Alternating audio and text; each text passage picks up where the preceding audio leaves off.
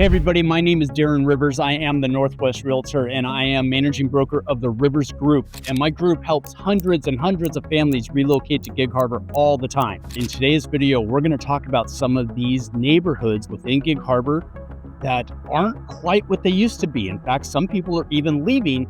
Now, I'm going to say this, they're still great neighborhoods and a lot of people are still moving here. And so we're going to get into the goods and the bads, but why some people are exiting, why some people are coming back. But there are some neighborhoods that seem to be kind of people moving away from, but it seems like there's always people to replace them as well. I have a listing going live today in the neighborhood of Canterwood, and my client just called me kind of in a panic actually, because Canterwood used to be one of the hottest neighborhoods there was. And now things have just cooled off. And it's not just Canterwood that has cooled off. There's a lot of neighborhoods that have cooled off. And he's right, 3 or 4 years ago when we were in the midst of COVID, this house would have sold in a weekend with multiple offers. It would have climbed $100,000, $200,000 over asking price, and there would be no stress whatsoever for the seller. And I would have looked like a hero, to be honest. But the market has definitely shifted over the last few years. Interest rates nearly doubled. It has caused buyers to slow down. Things are sitting longer on the market. So he's right that it's likely not going to sell in a weekend with multiple offers. It'll likely take a little while, and that's why pricing is ultra important these days. Whereas before, it was truly an eBay bidding war. Just put it on for whatever low number you want, and the market would adjust it to where it should be, and that's not happening as much anymore. Now, there are bidding wars still to be had. I'm in the middle of one right now for a condo over in University Place, so they still do happen. It's just not every day like it was 3 or 4 years ago. Okay, before we get into those 4 Gig Harbor neighborhoods that people seem to be leaving, I want to start on a more positive note and talk about why so many people are coming to Gig Harbor in general. And it doesn't matter which neighborhood, just people want to come to Gig Harbor. Gig Harbor is just got a great quality of life. People from the Tacoma area and that side of the bridge or up in Kitsap County, they seem to want to come to Gig Harbor. Gig Harbor's got a great school district. Gig Harbor seems to have less crime. You can look at all the stats yourself on whatever website you want as far as crime statistics, but Gig Harbor seems to be a safer place. It's got a real sense of community here. It's got a lot of neighborhood attractions, community activities where people can get really involved in the community. It's just a really pleasant place to live, and therefore people are trying to move to Gig Harbor, which is why our price points are higher than any place else in Gig or in Pierce County. They're certainly higher than Kitsap County on average, and it's because it's such a desired place to live and people want to move here. So when I get into the reasons why people are leaving specific neighborhoods, realize there's still a lot of people that want to come to Gig Harbor. So let's get into some of the bigger picture type things here. And this is not specific to neighborhoods. This is really the market in general. Inventory is up from what it was a few years ago, for sure. Time on the market is up from what it was a few years ago. Escalations and bidding wars are certainly down from what they were a few years ago. The market is not as hot. And like I mentioned earlier, interest rates, more than doubled from what they were 3 or 4 years ago. So of course things slowed down. Now, inventory statistically is still on the seller side, but it's definitely increased and we're acting much more like a balanced market. Even though there's only 2.5 months worth of inventory, and a balanced market should be 4 to 6 months worth of inventory. Even because of that, buyers aren't quite as in a hurry. Like I said, they got used to interest rates at 3% or less. They're certainly not that anymore, and they never will be. So that's caused everybody to push the brake pedal a few times and slow things down, and they're not rushing into that new home. They also don't have the fear of missing out, right? The FOMO, because they know that they don't need to jump on a house on day one because it'll likely be there in another week or two. So they can slow down, maybe use their negotiating power at that point a little bit as a buyer. So we're going to get into the neighborhoods here that people are exiting from and why they are. But remember, for everybody that exits, somebody else buys that house and moves in. So it's not really people are just mass exiting because people are also coming in. But we're going to get into some of those things. We're going to talk about 4 neighborhoods in particular here in Gig Harbor where I see people moving out and my opinion as to why they're moving out. And then also my opinion is why people are buying those places and moving right back in. Okay, so let's dive into which neighborhoods I see people leaving and the reasons why that is. And the first one I'm going to say is up in Gig Harbor North is Harbor Hill. And I want to talk about why people moved there and then why I think people are wanting to get out. But again, I am under contract right now with a buyer moving back into Harbor Hill. So here's why it grew so quickly. It was a brand new neighborhood about 10 years ago. A couple builders got in there and built thousands of homes. They were all brand new, granite countertops, stainless steel appliances, warranties, a brand new community. It was going to be next to a brand new elementary school. It's super close to Costco and Target and other amenities. Freeway access is a breeze. So if you're a commuter, take you 2 minutes to get to the freeway. All of those things were super, super attractive to buyers, and the prices were affordable. They were certainly less than what the Gig Harbor average was at the time. So it was a great place, and it filled up quick. And talk about a sense of community. There's just kids everywhere. Halloween is off the charts. You know your neighbors. Everything was great, and people really loved it and flocked to it. Everybody, just a quick side note. Coda here decided to join me for this segment of the video. He tends to kind of go everywhere with me with work and is often a part of my videos and usually in the back seat in his kennel when I'm out showing homes. So this is Coda. He's about a 10-month-old Rot that was a rescue dog. Actually, we found him on the side of the road, if you can believe that. So the 10 months is kind of a guess per the vet, but here we go. We got Coda. So let's talk about why people are leaving. Well, in my opinion, why people are leaving, you're really close to your neighbors. I mean, if you want your neighbor's wall to be 10, 12 feet away from yours, that's what it is. Some people like it. Some people like the small yard, less maintenance, things like that. They don't need privacy. But I think a lot of people started feeling kind of closed in, a little claustrophobic. It's one of the questions that I ask when I have buyers looking here is what do they think of the tract home communities and being that close to their neighbors? And for some people, it's just a deal breaker right off the bat. They don't want to be that close to neighbors. They want some space. They don't want to overhear their neighbors' conversations on their back patios. So that's why, in my opinion, people are leaving. Is just they wanted more space, get out, have more privacy, and not be literally on top of one. But like I said, I have a young family that's buying in there right now, and they're buying in there for that reason. They have kids that are like 4 and 8 years old. They want them to have playmates outside, just go out in the front yard, play with their friends, and Johnny's going to live right up the street. The parents will probably know who Johnny's parents are. Just that sense of security, community, neighbors, things like that. So that's why people still flock there. I think people are leaving, like I said, just because it was maybe a little too close for them, but it's attracting other people in. Houses are not just sitting there empty. So for everybody that leaves, somebody else is coming in. Hey guys, while we're at it, we're talking about these neighborhoods here in Gig Harbor. Right down here is my QR code, and this is a relocation guide for Gig Harbor. And there's going to be another QR code that pops up that's going to be for the neighborhood quiz. So you can go in and fill that out, see what kind of place you might be looking for, what kind of neighborhood you might be looking for. And the relocation guide is just information all about Gig Harbor, all the different neighborhoods, kind of the attractions to each one, things like that. So make sure you download those and feel free to reach out to me and my team at any time for any questions. All of our contact information is going to pop up right here. And we're always happy to help, just be a resource for you. Okay, the number 2 neighborhood that I think people are leaving is also in Gig Harbor North, and it is in the neighborhood of Cannerwood. Now, this is a completely different ball of wax than what Harbor Hill is. Cannerwood is a golf course community. It's kind of an exclusive neighborhood. The average price points are they're climbing up to close to $2 million. The lots are pretty decent size. The average lot in here is just under a half acre. And it's certainly anything but a tract home community. Most of the homes are custom built, so they all look unique, super nice. But we have pretty strict HOA rules there in Cannerwood. So some people just don't like the mother may I kind of feel of things, that they want to do something to their yard or do something to their house or park an RV out front. They can't do the RV thing at all unless it's for 24 hours and they're just loading it up to go on a trip. But they can't leave it parked out there permanently.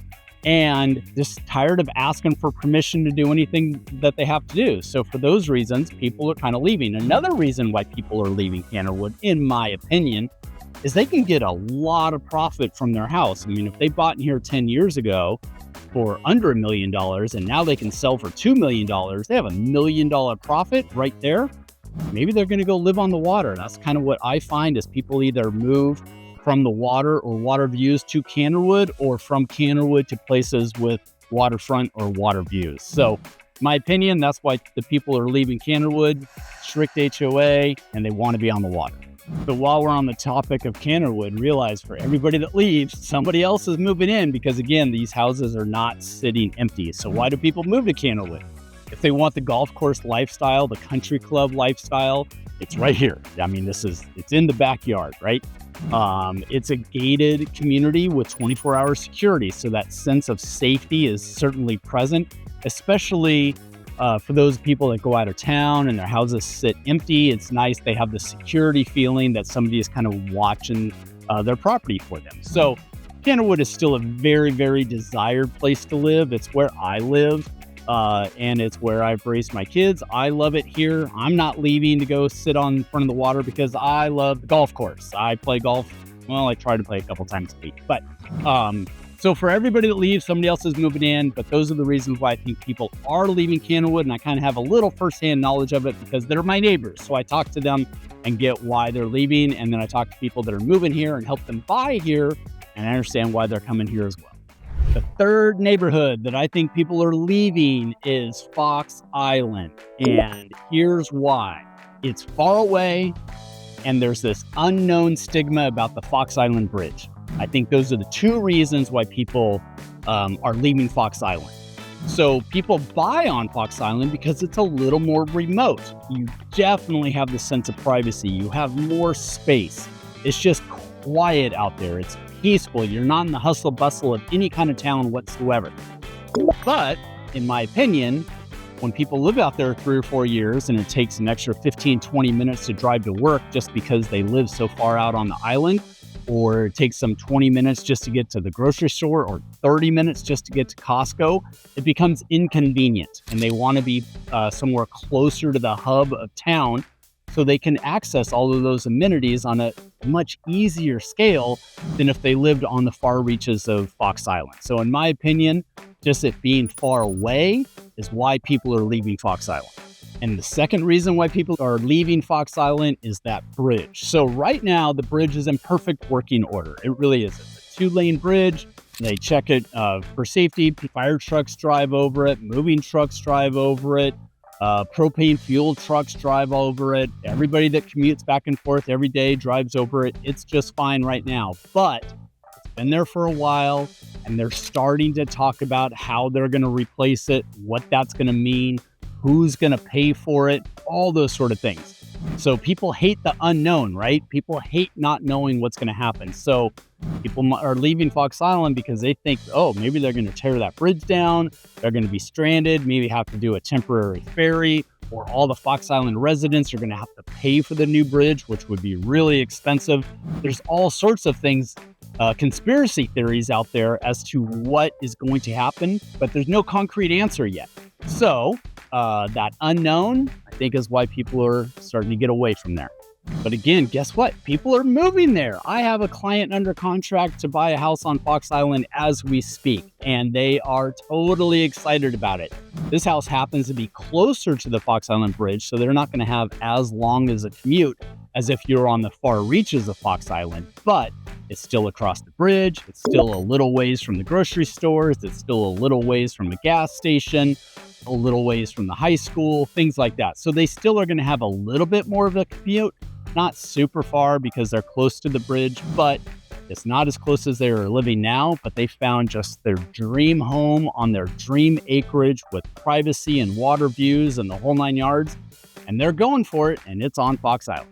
The fourth and final neighborhood I'm going to talk about as to why I think people are leaving is downtown Gig Harbor.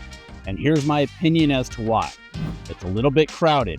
Parking is not very good. During the summer, it gets busy. There's a lot of community activities. Every Tuesday night is Concert in the Park. Every Thursday is the Farmers Market. Both of those are in Skate Park. They have the Maritime Festival where the streets shut down for a whole weekend in June.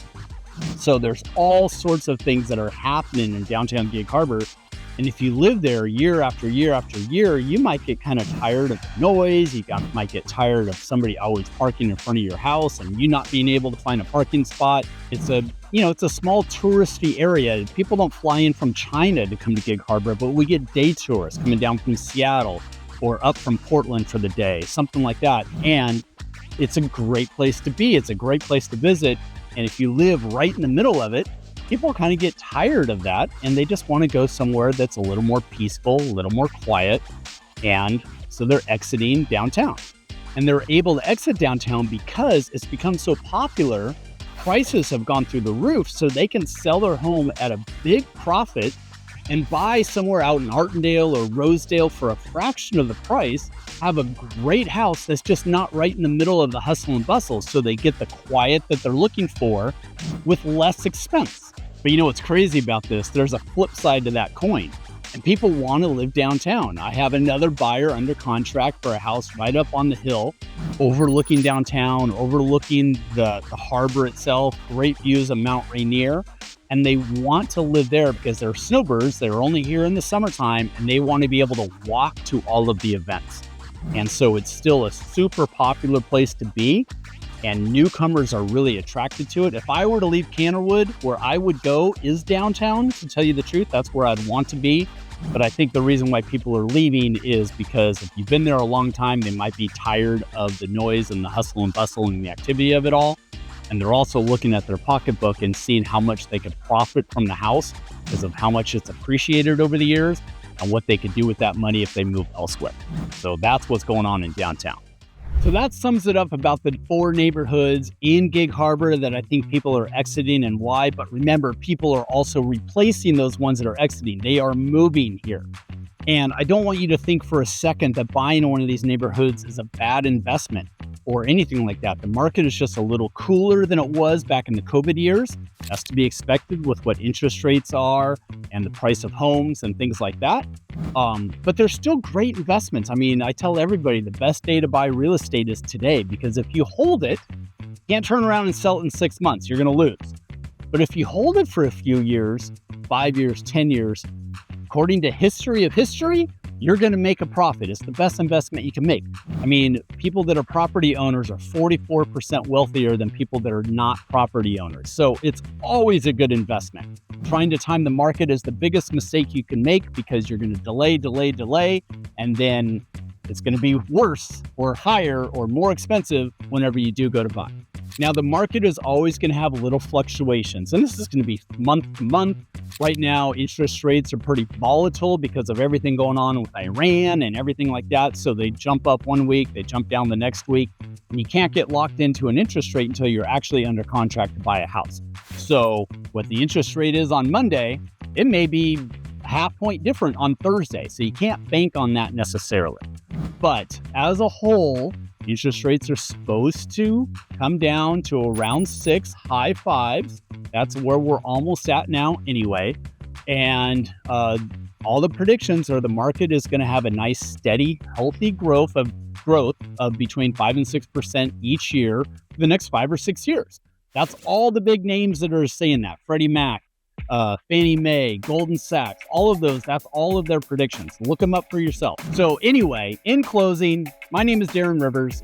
I am the Northwest Realtor. I hope this video has been a bit informative as far as neighborhoods and why some people are leaving. But again, remember, people are definitely moving in and taking those people's spots too. So again, my information is right down here. Feel free to reach out to me at any time.